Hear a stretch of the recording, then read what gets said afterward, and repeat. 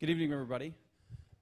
Welcome to the John F. Kennedy Jr. Forum tonight. My name is Trey Grayson. I'm the director of the Institute of Politics. We're really glad to have you here for the first of one of 4 great forums we're having this week as we kind of conclude our spring 2014 semester. We've got a good crowd tonight, and we're glad to have you all here.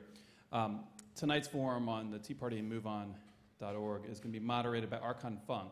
Archon's not a stranger to the forum. He's been here several times before. He's the Ford Foundation Professor of Democracy and Citizenship here at the Harvard Kennedy School and is affiliated with the Ash Center, without which we could not have put on tonight's forum. So please join me in welcoming Archon.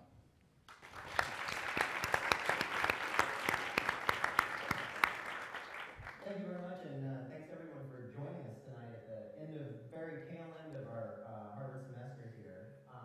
Just want to introduce tonight by opening with a little bit about Joan and Mark. Oftentimes the guests that we have in the forum are professional policymakers, politicians, or captains of industry. Tonight's a little bit different. Both of our guests are very much in the mold of citizen activists. They are, if you like, much more regular people than many of our forum guests, but each is also extraordinary as a leader because they've each practiced a kind of grassroots leadership and activism without the power of either political office or money that comes from business success.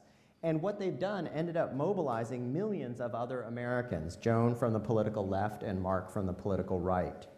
Joan Blades grew up and went to college and law school in the Bay Area in California. She worked as a mediator before becoming a successful tech entrepreneur.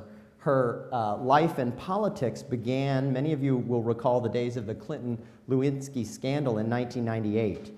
Angry that this issue was consuming all of the political oxygen in America, Joan and her husband applied some of their tech skills to political organizing. The couple posted a website with a 1-sentence petition asking Congress to censure President Clinton and move on to other pressing issues. They sent it to 100 friends and family members, and within weeks the petition had grown to 500,000 signatures and inspired more than 250,000 phone calls and 1 million emails to Congress. Joan has said that we never anticipated that Move On would turn into a movement, and she calls herself an accidental activist, which is very understated because Move On is an organization that today claims more than 8 million members. Joan went on after that to co-found an organization called Moms Rising, an online and offline community of over a million working moms, and you should check it out if you haven't checked out that organization yet.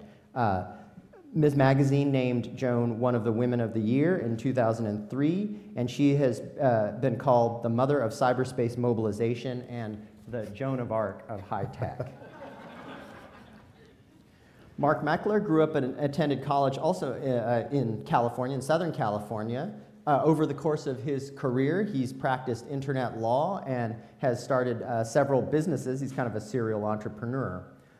His political life, and you should ask him more about this later on, began shortly after the financial crisis of 2008, and Mark and his family responded to what they regarded as the federal government's highly inept response. He and his family organized one of the first Tea Party events at the state capitol in Sacramento on February 27, 2009. He has told me personally he had pretty low expectations of how many people would show up there. He says it was pretty exciting to have 150 people show up, but more exciting to me were the kind of people that showed up. They weren't people who'd come out before. They were all people like me who had never been politically active. That was one of 48 events all around the country in a short period that drew about 35,000 people who shared a belief in fiscal responsibility, free markets, and limited government. The Tea Party movement was born out of those early protests, eventually mobilizing tens of millions of Americans.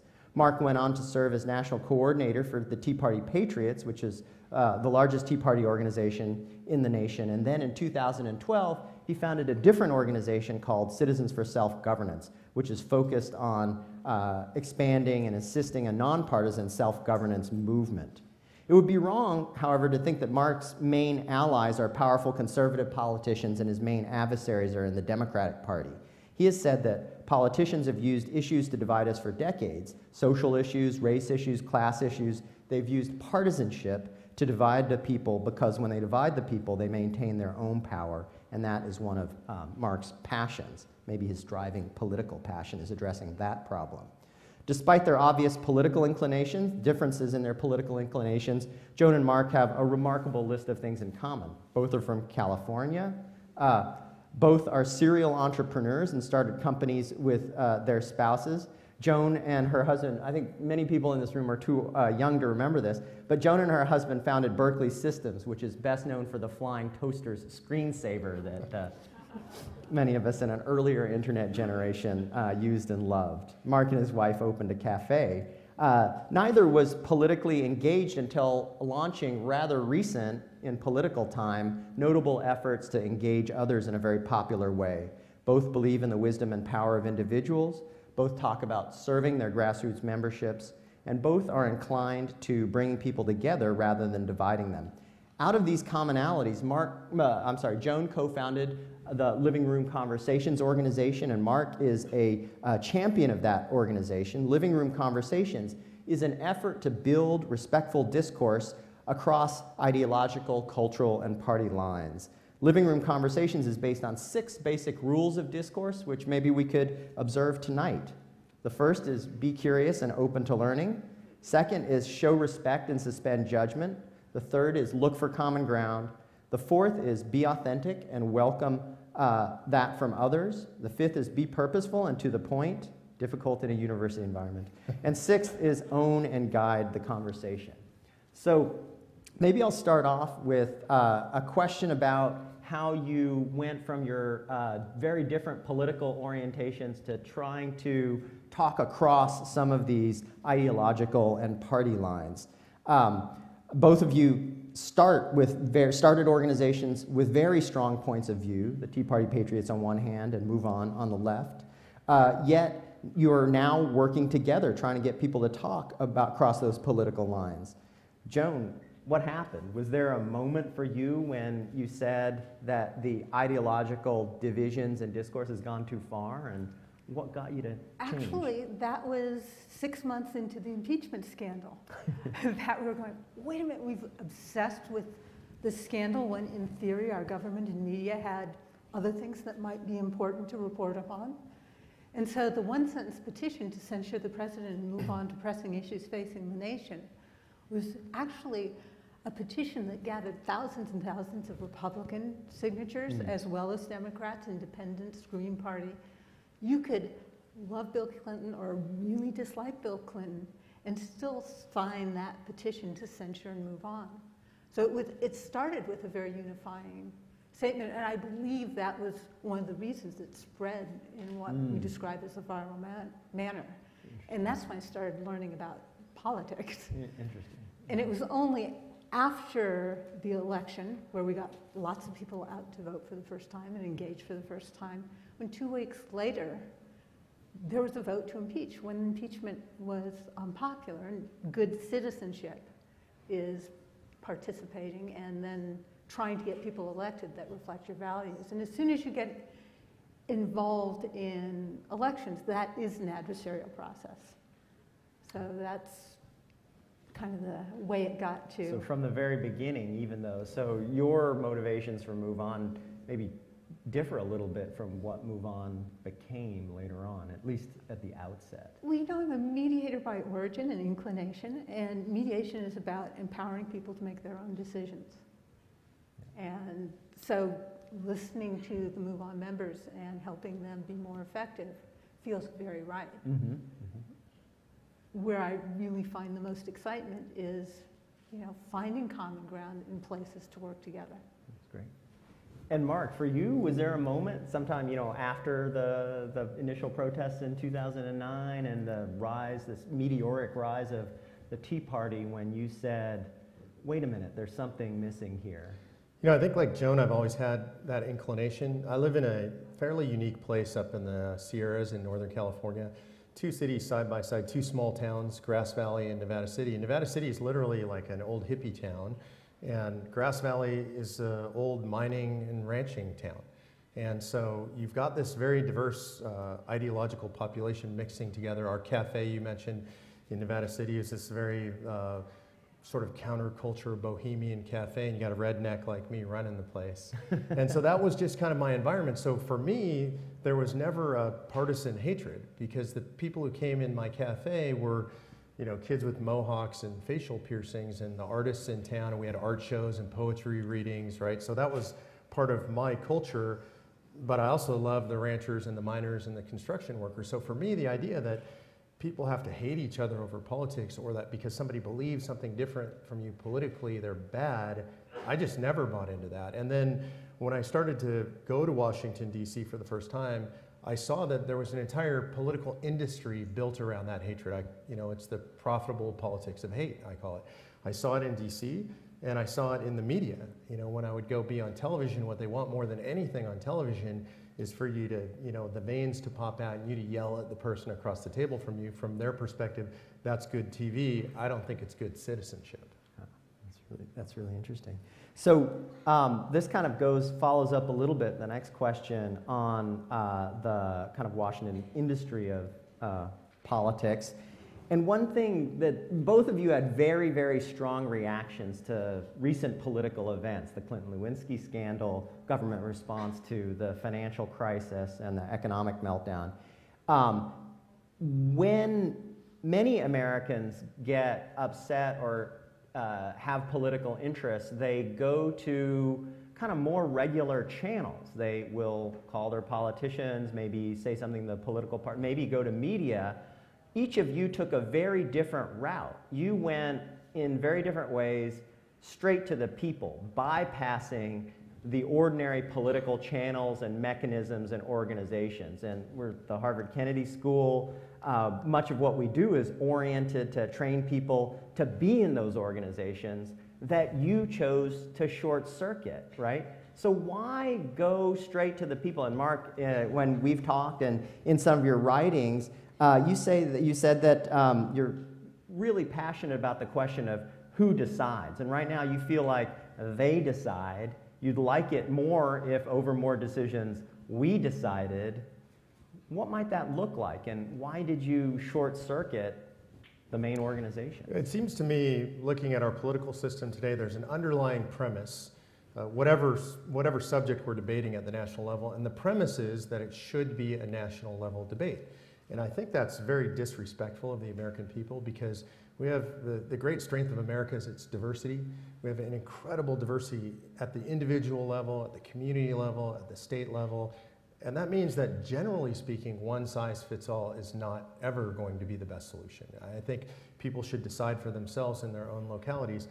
The best example I can give you of how this works is right at home, in my own backyard. I live rurally in Northern California, as I said, because you want to know what this looks like. And my neighbor has a vineyard, and I love the view of the vineyard. It's beautiful. I sit out on my deck at night sipping wine and looking at his vineyard and enjoying his labors. And one day I got a notice in the mail that said he was going to do on-sale alcoholic beverage sales. I was really unhappy. I thought, you know, it's my quiet neighborhood, and he's going to ruin the neighborhood. And I really didn't like it. And there was a hearing, and so I opposed his permit. And I went to the hearing, and I presented my case, and he presented his case. And ultimately, he won. And shortly after he won, we had a blackberry festival at our place we do every year. We jam stuff, and we got all these blackberry bushes. And I invited he and his wife over to the house. And he was really surprised that I invited him over. And I invited him because I had no hard feelings, because he was my neighbor, and we had resolved this thing locally. I had my day in court, so to speak. It wasn't court, but we had a hearing, and he won fair and square. And in the end, he's my neighbor. If that decision had been made in Washington, D.C. or Sacramento, I'd have been very unhappy about it. And I'd always felt that it was unjust. And either way it went, he would have felt it was unjust, or I would have. But because we participated, it was a participatory governance, he won fair and square. By the way, he was right. It's been no problem at all. But it was just about this feeling of actually participating at the local level, the decisions made there, we both get input, and when we walk away, we can shake hands and be neighbors. Mm-hmm. So to me, that's a fundamental premise of how good governance should work, how citizen involvement should be. That's great.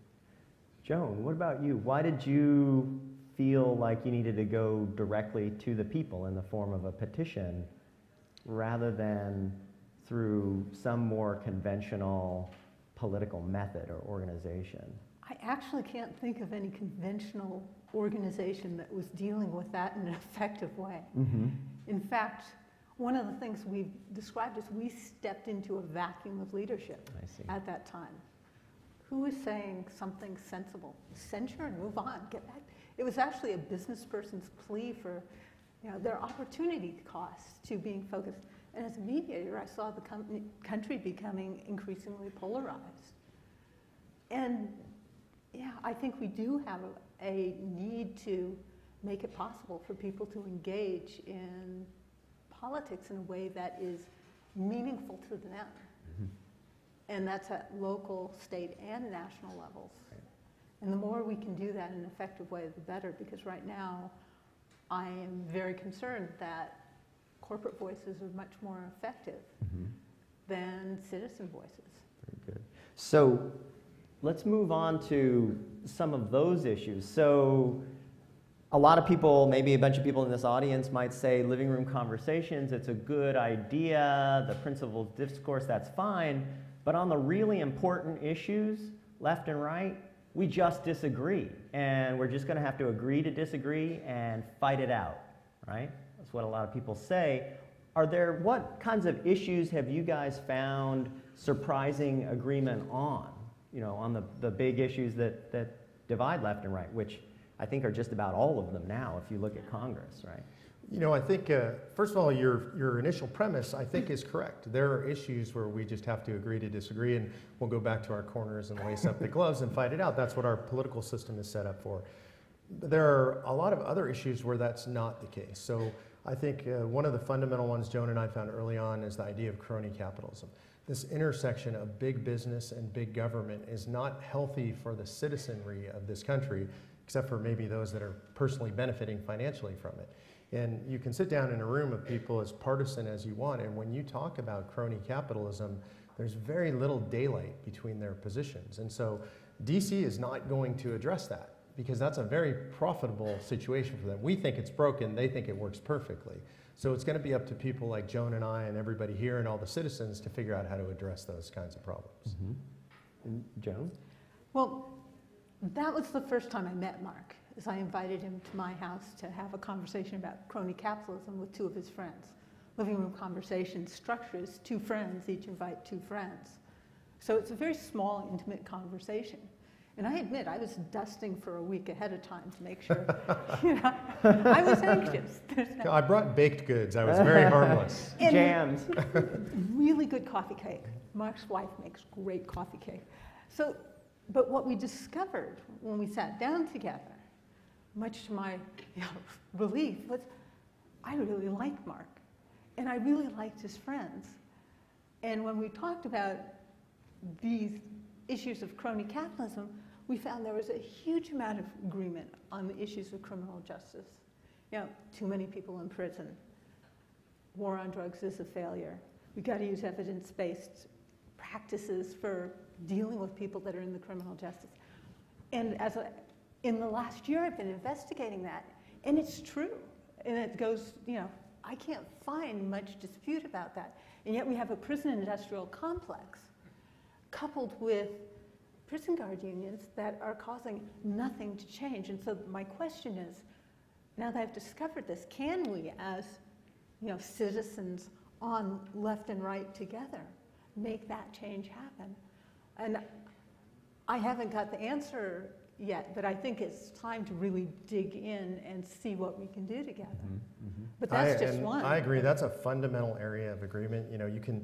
It doesn't matter who you're talking to. If you sit in front of any audience, and I practice this, I speak in front of progressive and liberal audiences and conservative audiences, I always ask the question, who in the room thinks we have the best criminal justice system in the world, and the war on drugs is a tremendous success? So you guys go ahead and raise your hands. So no matter where I go, you guys might be Tea Partiers, because it's the same in a Tea Party room. So if that's the case, if we as citizens, the great majority of us, by the way, I haven't found one person who raised their hand and says it's all good.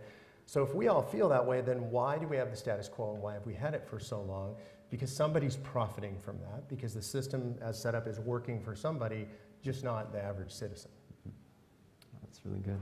And then, so why does the discourse divide us? I mean, you guys have all you had to do, evidently, was invite Mark over, and all Mark had to do was bring some baked goods and some coffee, and you find some common ground. I know lots of activists on the left and the right, more, I know personally, maybe because I'm in Cambridge, more on the left than the right, and again, many of them are in the audience tonight. They don't have those kinds of conversations. So what are some of what's your diagnosis of that? What are some of the habits that we're engaged in that prevent us from finding common ground on issues like the failures of mass incarceration in the United States or crony capitalism? What are some of the dysfunctional things that all of us do? Well, we've got some deeply dysfunctional practices, both in the media and with our politicians. Mark's talking about how in DC, right now, you get further if you are spouting in a very adversarial story. And the concept that we are going to get where we need to go by adversarial problem solving is just simply wrong. And the reality is we need to start working together collaboratively because the nature of our outcomes is so substandard when it's an adversarial solution. Now, witness how we've done such a good job with budgeting.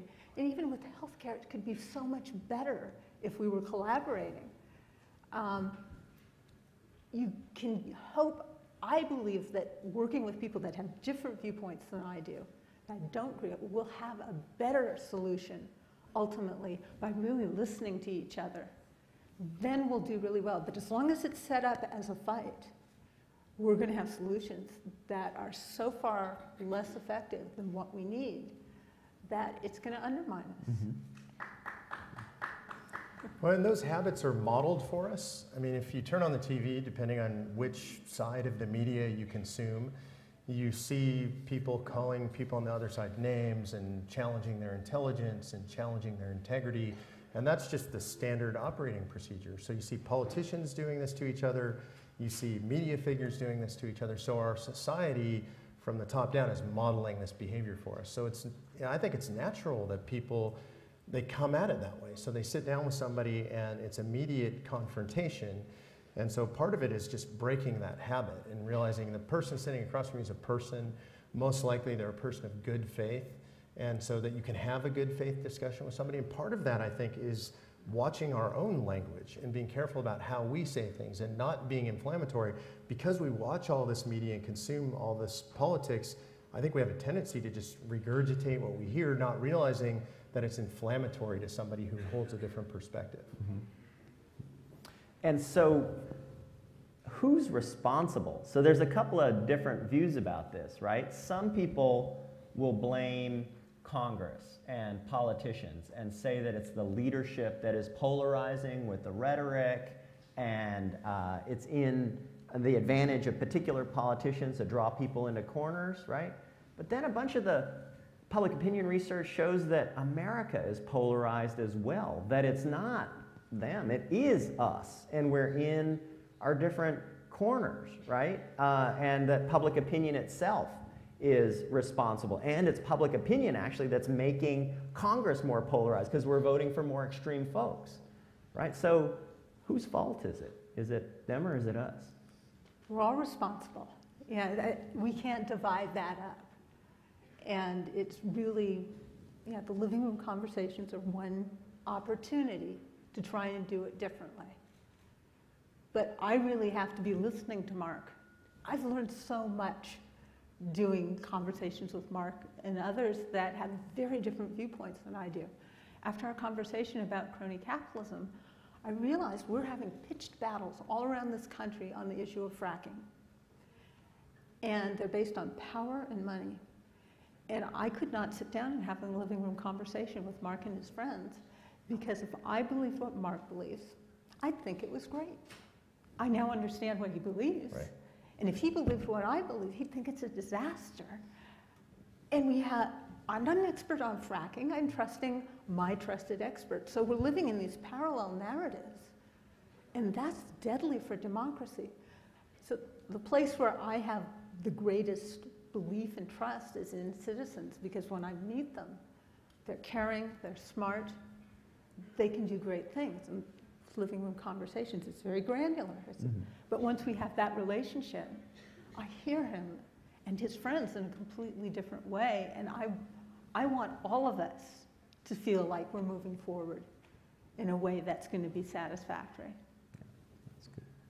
So I want to put a hard question to you. Obviously, both of you have very different politics, right? And imagine that we got to the place where both of you want to get in America, where I certainly want to get in America, where the policy choices and laws are more reflective of what people want and advance their interests more than they currently do. And we get there through a big living room conversation, right? But both of you can't be right about your politics, right? So Joan, maybe you think Americans would opt for progressive policies on wealth distribution, healthcare, and the environment and treatment of women.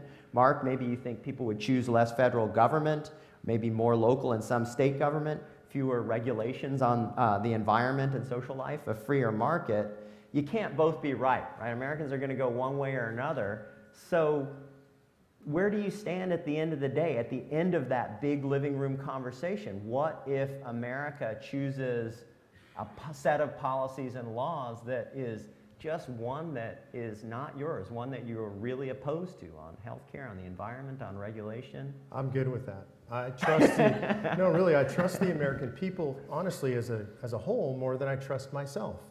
The American people are smarter than any individual. And look, the American people created this country. In every crisis, the American people themselves have risen up and rescued the country and rescued liberty and freedom. And so I trust them. And I may not like the result. I'm not saying I'll like it. I said I'm good with it. And that's a different thing. I didn't like the fact that my neighbor got that permit for on-sale alcohol sales or on-site alcohol sales. But I trusted the process because I was engaged. I saw that it was transparent and fair. And in the end, whatever happens, happens. So I trust the American people if the process is in their control and transparent. And I'm hoping for a process that is better, that is open-hearted, that, Parker Palmer has a beautiful way of talking about living with the tension of our differences and being able to come up with solutions that are better than my solutions and better than Mark's. Because if we are able to sit with that tension of disagreement and not being having what we aspire to, and work together to come up with solutions that satisfy our basic needs, I like to believe that we will get to a place that I will be satisfied. And I want to add, I think there's something unique, at least for me, in my discussions with Joan, that's very different than other efforts at cross-partisanship or non-partisanship, whatever you want to call it, is that neither of us have ever spent time on the word or thinking about the concept of compromising. And this is something I really admire about Joan. We're not looking for some middle way that neither of us likes. What we're looking for is common ground, a place where we can both plant our flag and say, you know what, we both believe in that, and we're both good with that. So I think that's a unique approach. The idea of compromise for me, not always, there's room for compromise, but people who just say, oh, we should just find the middle ground. Well, that doesn't mean it's the best ground. What we're looking for is a place where we can both plant the flag and agree this is the best ground we can get to. That's wonderful. So last question, and then we'll open it up, and people should start thinking about questions and lining up to the microphone. So the last question is, you could either draw from the great work that you're doing right now in your different organizations or look beyond that. But if you could kind of wave a wand, what is the one thing that would improve the quality of political conversation in America right now? Mark. And for me, and you mentioned this early on in my introduction, it's a question. And I think the fundamental question facing Americans today is who decides? Much more than what should we do. The question is, where are those decisions made? Where do people believe that decisions should be made? And for me, I believe that everybody in here should make the decisions, that people at home, individuals, families, communities, to the extent that we can. I subsidiarity, the Catholic Church would call it, that you make decisions as locally as you possibly can and you'll get the best decisions, and that's the who decide narrative. And I think that's the most important question that we can ask in America. And if we always get asked that question, and if we get it right more often than not, we'll get better decisions than just fighting about what should we do. And the interesting thing is, my first response to that is listening. If we really start listening to each other, I think things would change in some profound ways.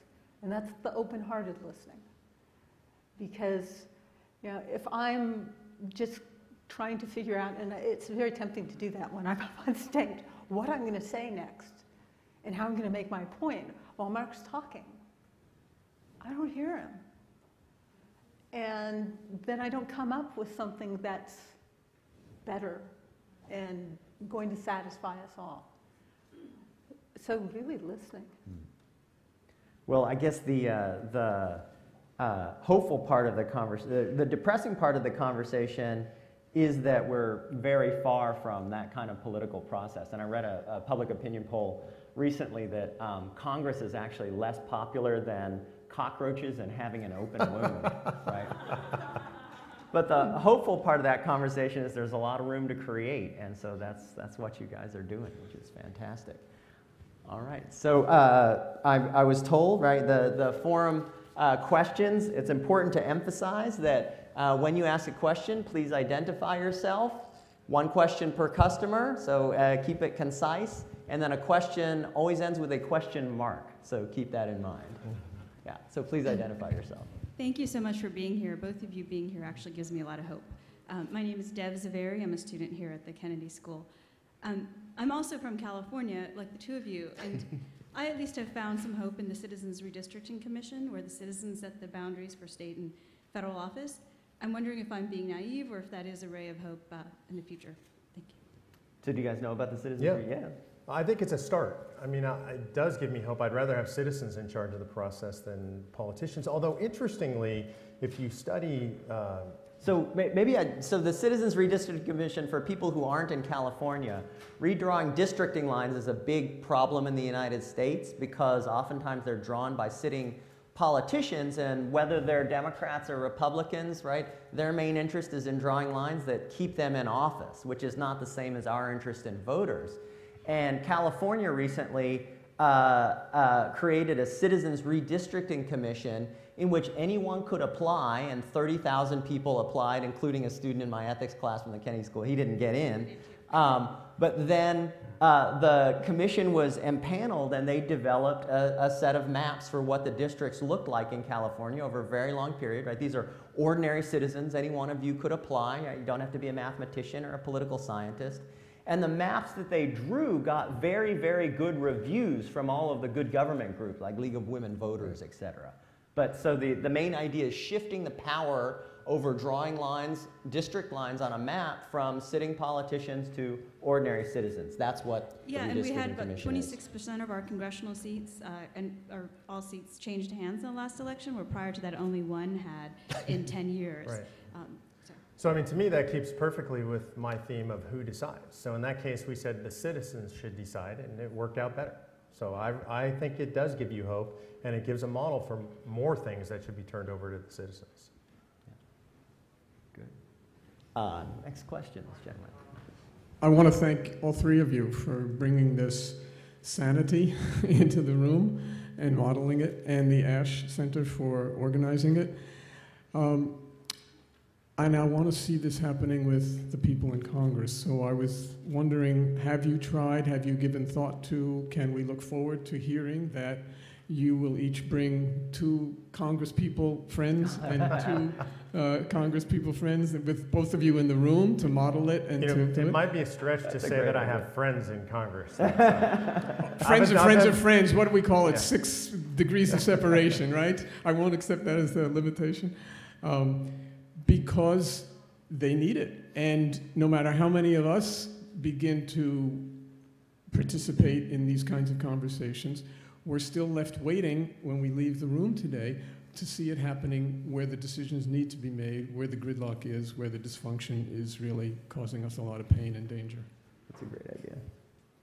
I would love to do that. I think we're known as outsiders, which makes... The doors don't fly open when I walk down the halls of Congress. It's not that we couldn't get those people here, but I would say I'm not really focused on them. I mean, I've seen too much turnover in Congress and nothing changes. I don't think we're going to change them until we change the structure. I think the incentives are wrong. The whole system is set up to incentivize this kind of behavior. So until we, in my opinion, until we take some of the power away from them and change the incentive structure, having them talk to each other. You know, remember, polling shows right now, 80% of Americans think that Washington, D.C. is dysfunctional, and 80% of people employed in D.C. think D.C. is functioning perfectly. So that's but in their heart of hearts, and part of what happens here is you do get to see each other's heart of hearts by listening. There are people serving there who are very idealistic, who are very frustrated and feel trapped by that system. Yeah. But I'm supposed to end with a question, so there we go. Good. Up here, Ben. Hi, my name is Ben Bolger, and I'm a Harvard alum. There's a number of examples where when people get together and have quality conversations, better decisions are reached. The Iowa caucuses, in jury rooms where folks discuss things. 12 Angry Men is a great illustration of that. In the information age, both of your organizations have organized incredible websites, and certainly the quantity of dialogue has increased.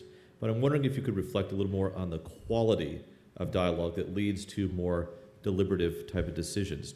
Is there a way to facilitate bringing people together to have those kind of experiences that might happen in a jury room or in a caucus where people can work together to produce a better outcome through technology? Right. That's not in a living room, right? That's the technology question. Well, the living room conversations are an open source project.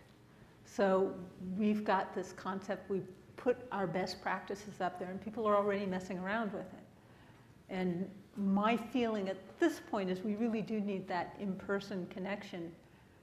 Yeah, that the small, intimate, breaking bread together has a lot of value. Yeah.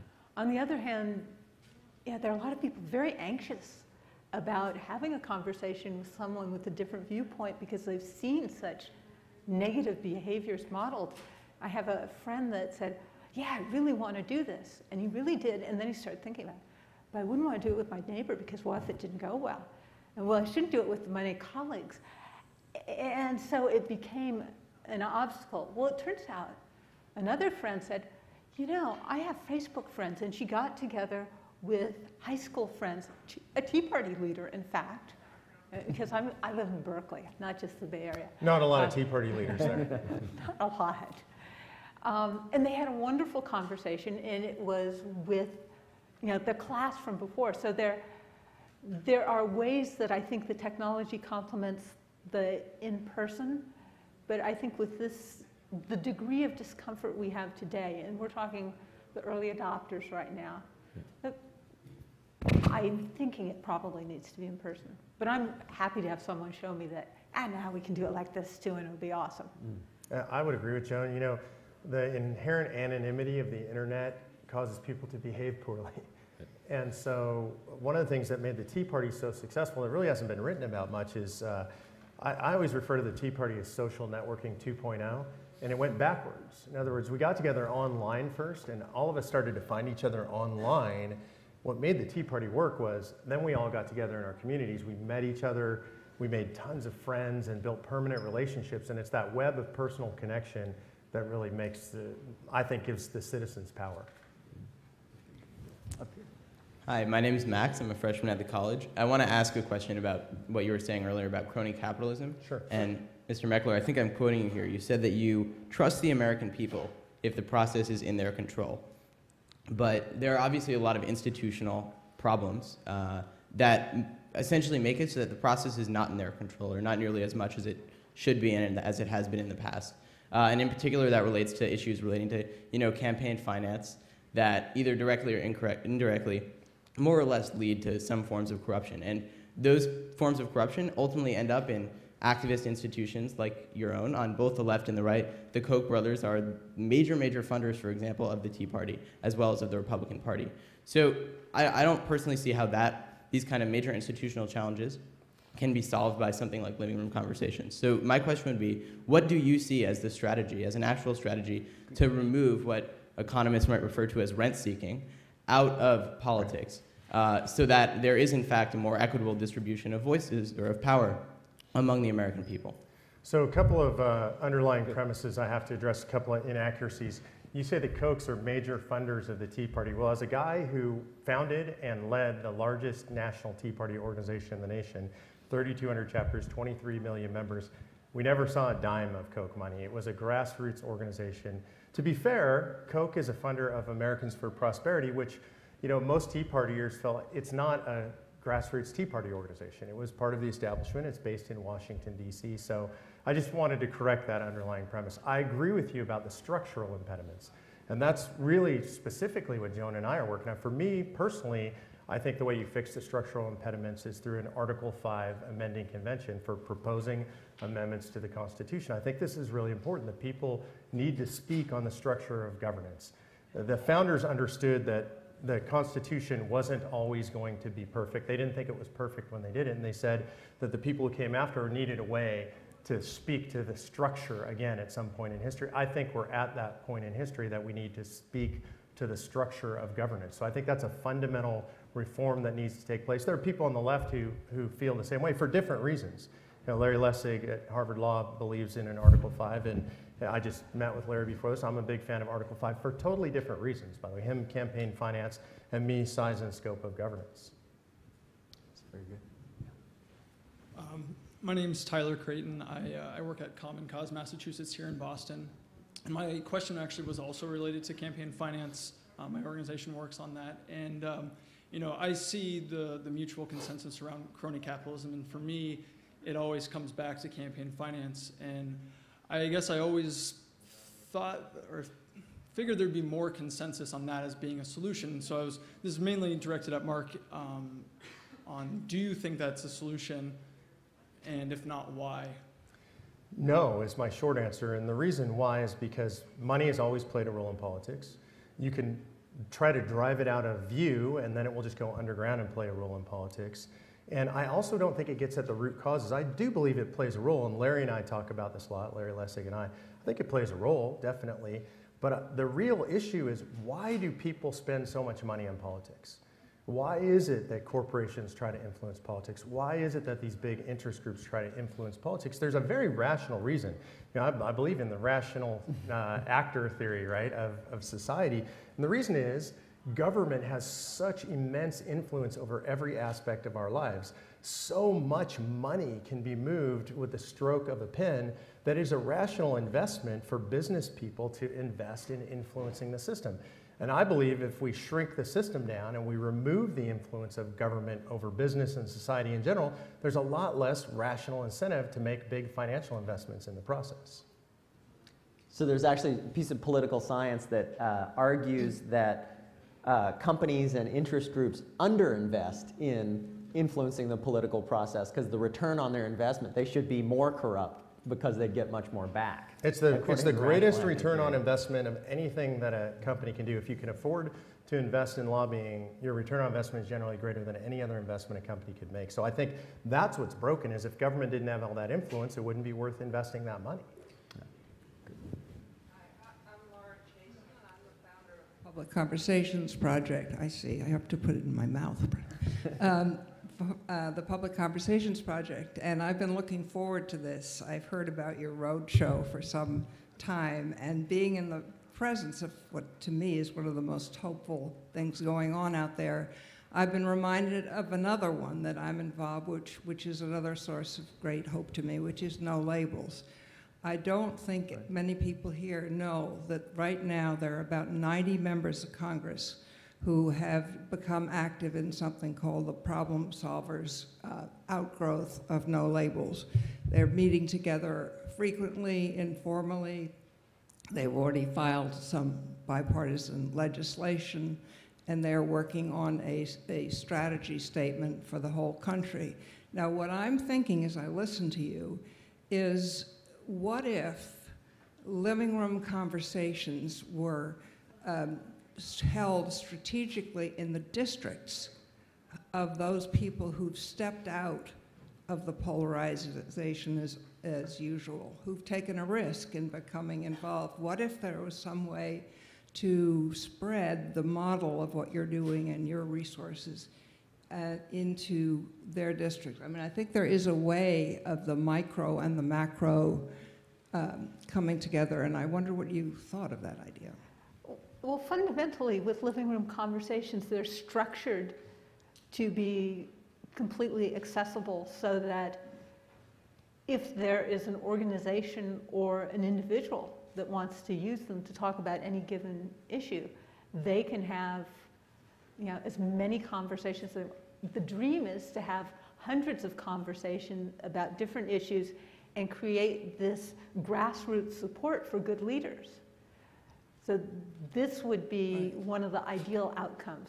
Living room conversations are basically a startup still. They're still in that really very early stage, and that's why it's really wonderful to be invited here. And we are hoping very much that this kind of thing inspires people to do conversations and then to feed back to the living room conversations of what worked, and so that we can help others replicate it, and we have a virtuous cycle of offline, online conversations.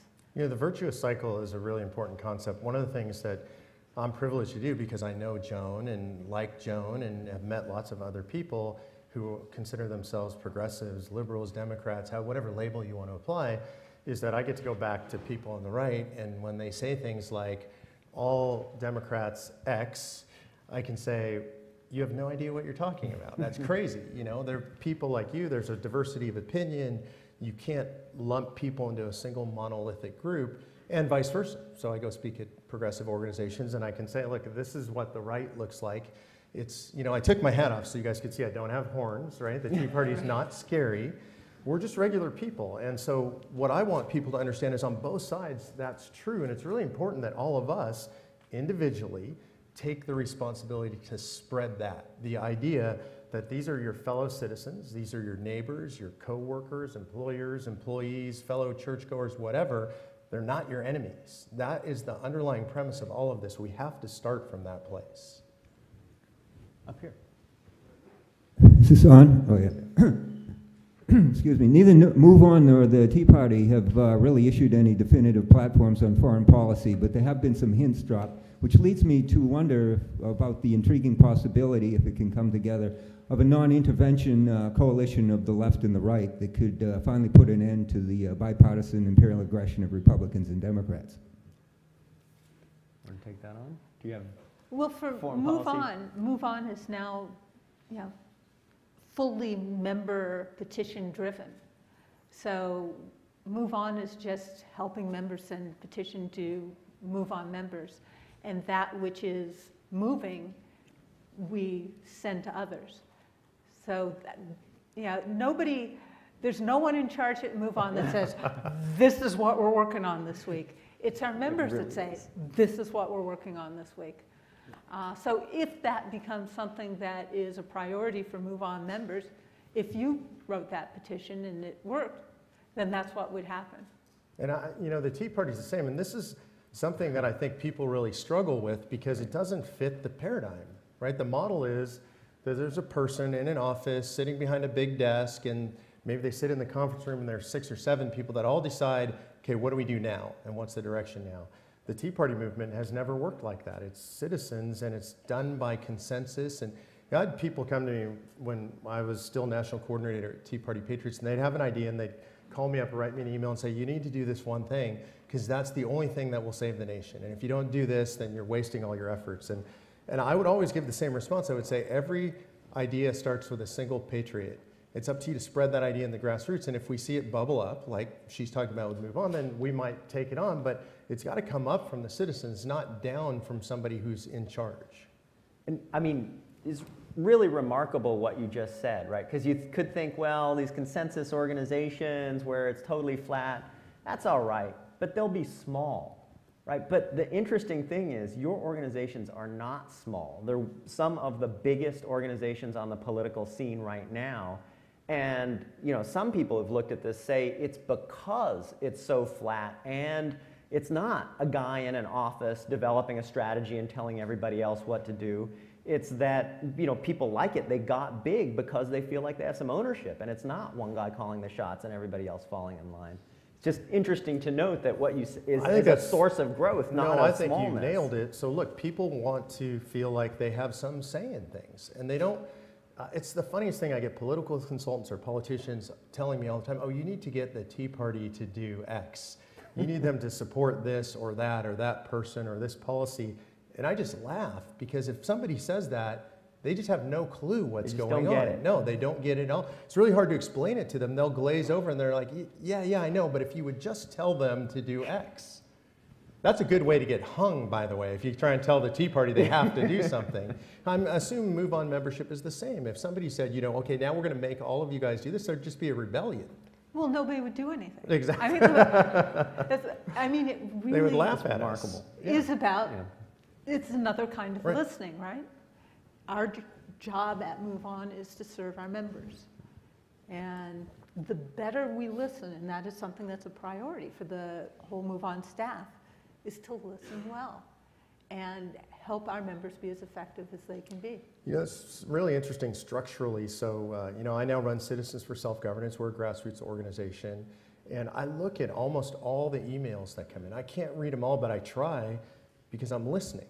Because if I don't do that, if I step back and I don't listen to those and I don't respond to those, then I don't really know what's going on. And then it becomes me, a guy behind the desk, making the decisions. You have to have your ear to the ground. And I don't think the politicians really do anymore. That's part of the problem.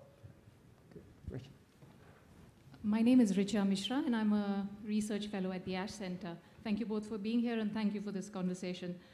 We've been talking a lot about how public dialogue has become very confrontational and ultimately not very productive. And the loudest voices are very often using divisive rhetoric to pursue very narrow interests.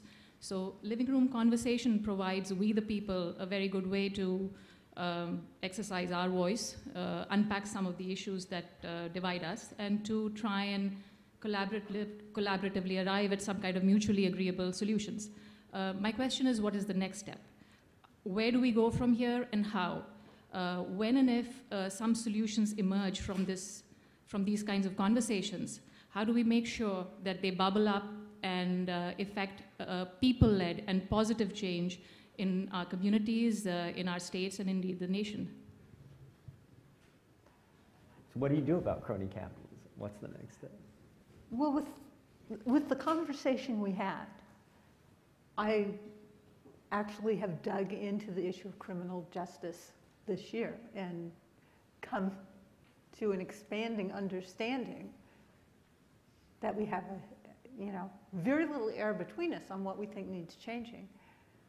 And that's going to be really hard to make change happen because the resistance to change is tremendous. I also work on, work culture. Change normally doesn't happen unless there's a crisis. And we'd rather not have a crisis. But in this context, this is what we need to figure out. And I don't have the answers. What I have is like this growing circle of people that care with me. And it is about trusting that together we will find a way. And I would like it to be tomorrow, but I also have some very tortoise aspects to my personality. When something's really wrong, that persistence is crucial. I mean, good organizing is you have these moments of flash things happening. But it's also about being really persistent when there's something that is wrong or right that you have to do. You keep working on it until you get to where you have to go. So I would make a technology analogy. To me, it's open source. So what we get out of these conversations are seeds, sort of the core kernel of the code.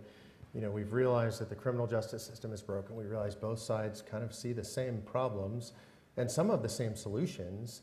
And so our job is to then go around and plant that kernel and then let the developer community develop it into robust and mature code. And that's when it will start to be widely adopted in the same way that open source code is widely adopted, right? It's when you get to something that's robust, it's been contributed to by a lot of people, it's mature, it will bubble up through the system. Politicians are inherently followers, not leaders, so they'll figure it out after we figure it out. And you got to look out when Joan gets onto an issue. You know, it's not a trivial thing. She is pissed off about the Lewinsky scandal. MoveOn, 8 million people. She starts caring about working moms and their problems. She starts Moms Rising, 1 million people. Right? These are not small numbers. Yeah. My name is Walter Jonas. I live in Milton, which is the other end of the red line. What I heard you agree about most of all is that participation in politics is a good thing. And the more participation, the better.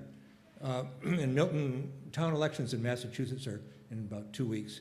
In Milton, 5 people are running for 3 seats on the library board. That's very active. We don't, come visit us, but we don't need you. Half a mile away, participation in elections is abysmal, abysmal. 5% of people turn out for primary elections or full elections. So my question for you is, since you, I presume you believe in participatory democracy, what has worked? What kind of, you can measure it very easily by counting the votes. What has worked in your endeavors to increase participation? You know, I don't know what it's like in your town, but I would argue that generically speaking, what works is when people believe they actually have the power to make decisions. That's not my question. My question is what has actually worked, not what do you believe has worked. This is a very theoretical world here, but practically. What works is when people have the power to actually make decisions. People don't participate. I call it rational apathy. Yeah. So if people believe that getting on the library board means they're going to go to a meeting once a month on a Wednesday night and eat donuts and accomplish nothing, most people won't run. If people believe they can actually solve problems, what I find is people like to be engaged when they feel like they're productive. So for me, what I've seen work, and I've seen this work especially locally, is when people are empowered to actually make change and do things, then you get real participatory governance. I'll add a piece to that, is I think it's also important to be there for people where they're at. I always remember one of the early emails I got with MoveOn was from a single mom that said, "Thank you. I've never done anything political before in my life. I work all day, I get home, I feed my kid, I help him with homework, I get him to bed." And that was something she could do. She could sign that petition. So, you know, some people can run for, you know, the library board, but some people can't. But I want her voice to be heard too. It's really important to find ways for as broad a part of the population to participate as possible. I must say, neither of you have answered my question. My question was, because of what you did you see a change in voting participation? Oh, that's yes. a very different question. Oh, that's the question I was trying to ask. So on a mass scale, for sure, you saw the evidence. In 2010, the Tea Party created the biggest swing between parties in Congress since 1938. So when people believe, when they're inspired and they believe they can make a difference, they come out and vote and they do make a difference. And the 2008 election was, another shift election because people were excited. So yes, we make a difference collectively. Good afternoon. I'm Ms. Patrick Humphreys. I'm with the Greater Boston Tea Party. We actually last year brought in the group No Labels to speak at a rally that we had last year. It was rather an interesting experiment. We had some interesting feedback from some of our fellow Tea Party groups. It's an interesting concept, trying to find common ground. You sound like you're able to come up with a few areas, but Mark, you sound like you're talking about citizen solutions where things are working towards working at the individual level, which I think is what our founders really believed in and worked for. And I think that's part of the Tea Party message. I'm thinking that Joan, on the other hand, is thinking more along the lines that there are big government solutions that really need to happen, that the power needs to be, things need to come from the top down. You see things like that in Common Core right now, something that's being heavily debated in the state of Massachusetts. So I guess, and you also talk about crony capitalism, which I know that we always, a lot of times people from the quote-unquote left always are kind of anti-government, but I never hear any, I was kind of curious why you're not anti-corporate, right? Anti-corporate, right, yeah. crony capitalism is wrong. I hate it when it's being done by the left or by the right, by the Republicans or the Democrats. It's just wrong. And right now, I'm actually seeing quite a bit of that going on right now. It's phenomenal. It seems like crony capitalism is off the charts right now. So I guess part of my question is, why isn't one part of your focus on government transparency, good governance, getting corruption out of government? Because that is something that is off the charts now that I see, and I think that would be something that people could agree upon and work for. It seems like it's rampant at all levels. And as far as conversations going, as a Tea Party person, I'm feeling being closed out of a lot of conversations. You know, we're called racist, sexist, bigots, homophobes. You know, you can almost recite what we're supposed to be. And the message of that is really, shut up, go away. And I think that really dissolves the political discourse that's going on in this country. So first of all, thank you for making me not be the only Tea Partier in the room at Harvard. This might be a first for me. I appreciate it. And thanks for being involved in the movement. I want to address the last thing you said first, because I think this is really important. You and I have talked about this. I couldn't in an appropriate public forum say the things that I am called constantly on the internet and television and the radio. I mean, just abusive, horrible stuff. People have volunteered to euthanize my children because of my political beliefs. And so having now been a target of that, threatened with death, etc., it gives you a whole new sensitivity for political dialogue and what this hateful rhetoric turns into. It hasn't made me uncomfortable to talk. It makes me want to talk more. But it's also made me want to reach across the aisle more and to let people know, look, you know, I'm not going to let you objectify me because I'm a human being. And I have an 18-year-old son who's enrolling in the Marines, and I have a 15-year-old daughter who's a high school freshman.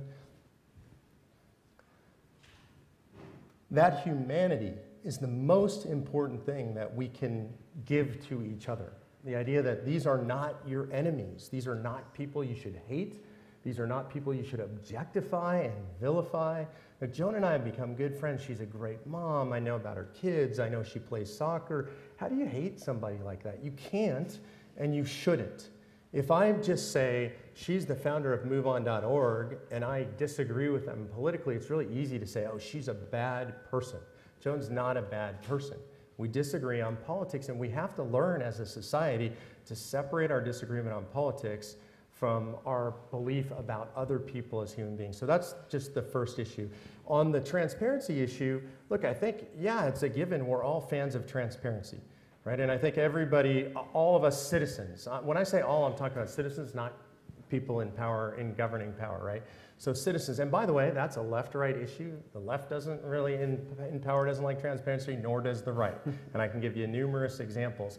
The biggest problem with transparency is we can get transparency, and then we've got no levers to do anything about it. We've got no real power. We see corruption, we see bad things, and then the same people get elected over and over, the same things go on, nobody pays a price. So I think the problem is, where's the lever of power that lets us do something about the corruption we see when things are transparent? And I just want to add to that. This panel, the reason I'm here, is much less about the issues and much more about the relationship. And it pains me that you've experienced that kind of, response, and that you have too.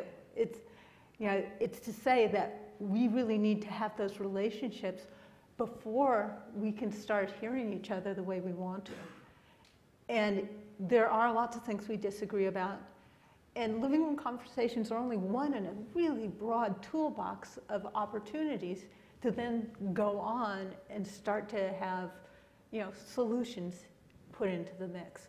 But it's got to start with really appreciating our, that you're a kind and caring human being that is intelligent, and I could have a good conversation with you.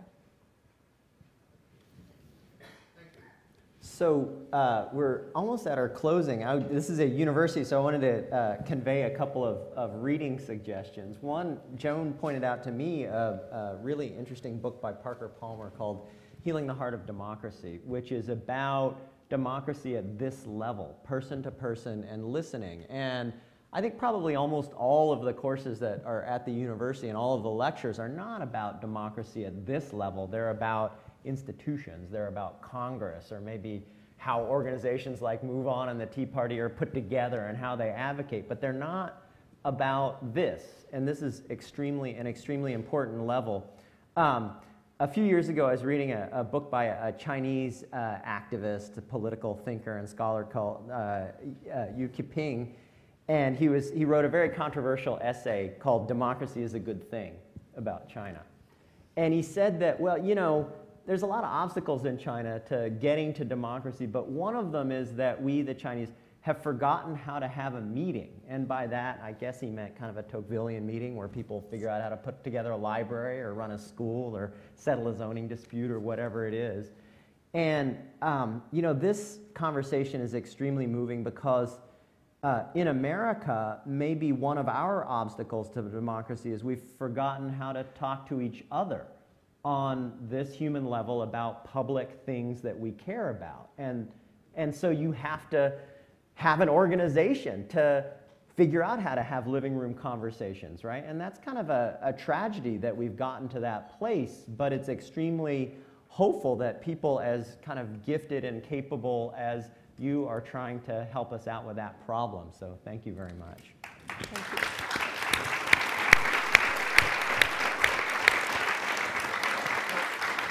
I have a request.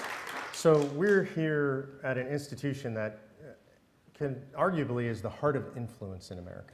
So people go to school here, end up out leading the great American institutions. These are the people that will change the culture of America. If they go out and they take these ideas, this kind of philosophy into the institutions with them and remember this type of conversation, how important this kind of dialogue is, over time, that changes the fabric. It's important that average folks like me in small cities and towns across the country do it, but there will be much less resistance to this kind of dialogue if people who have this kind of influence go out into society and insert this attitude into the institutions. So please, you guys, it's up to you. We'll go forth and do that. Thank you very much. Thanks. Thank you.